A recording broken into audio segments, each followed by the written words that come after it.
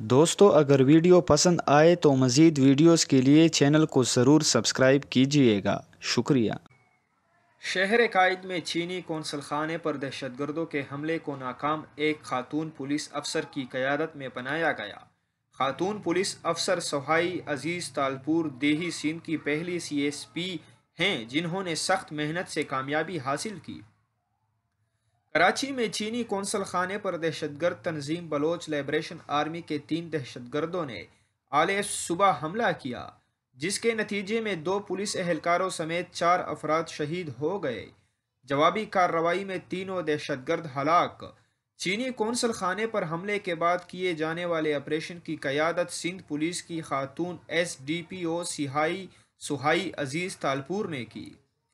حملہ ناکام بنائے جانے کے بعد وزیر اعلیٰ سندھ، آئی جی سندھ، چینی قونصل جنرل اور وفاقی وزیر آبی وسائل فیصل واوڈا نے خاتون کی بہادری کو سراہا۔ سوہائی عزیز تالپور نے 2015 میں سی ایس ایس امتحان پاس کرکے پولیس سروس میں شمولیت اختیار کی۔